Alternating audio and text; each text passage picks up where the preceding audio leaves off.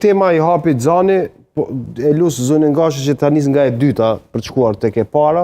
Po, ndoshta tek përgjithësia. Zoti Xhani, po besoj që ju shumë mirë e dini që ne kemi marrë një hap veprimeve, një varg veprimesh për me u siguru që kemi një zgjidhje tutje.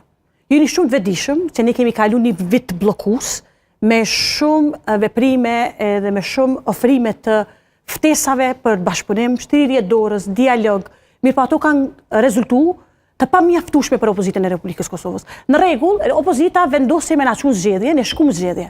Me 28 dhjetor të vitit 2025 janë marrë zgjedhjet e dyta të jashtëzakonshme nacionale. Po viti 2025, po ashtu, ka pas 4 palë zgjedhje, nëse e konsiderojmë edhe ballotazhin si një rund tjetër, I cili ka pru një numër të madh të komunave të Republikës Kosovës. Qytetari I Republikës Kosovës ka kalu 4 herë në përzgjedhje në vitin 2025. E këto zgjedhjet e vitit e 28 dhjetorit kanë qenë totalisht zgjedhje të cilat ne nuk kemi dashur. Opozita ka insistuar me shku në zgjedhje në mungesë të një vendimit për të përcaktuar tutje me konstitu kuvendin e pastaj qeverinë. Ju e dini sagën e takimeve 48 për konstituimin e kuvendit. Pasi që më në fund zgjedhëm kryetarin e kuvendit në atë kohë, pasi kaloi një numër I lartë I kandidatëve të propozuar për kryetar kuvendi, erdhëm tek figura e ministrit aktual të infrastrukturës, zoti Dima Elbasha, që u zgjedh kryetari I kuvendit. Pastaj kalojmë tek zgjedhja e nënkryetarëve të kuvendit. Pasi që u konstitu kuvendi edhe kryesia kuvendit, ne procedum tutje edhe me një hap tjetër. Lëvizja vetëvendosje kandidoi në fakt një person tjetër, jo kryeministrin Kurti, nënkryetarën e partisë. Nënkryetarën e partisë, zotin Konjufsa. Opozita prap refuzoi.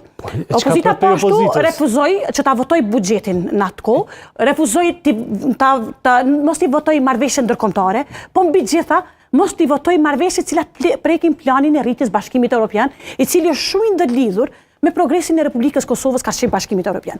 A ka një shembull në demokraci që opozita e voton kandidatin për kryeministër kur nuk I ka vota. Ju e dini shumë mirë që nga dita që KQZ-ja ka certifikuar rezultatin zgjedhor, lëvizja vetëvendosje, kryeministri Kurti ka zhvilluar takime të panumërta me liderët e opozitës, me kryetarët e partive, respektivisht Partisë Demokratike të Kosovës dhe Lidhjes Demokratike të Kosovës. Në këto takime, diskutimi ka qenë shumë I hapur për një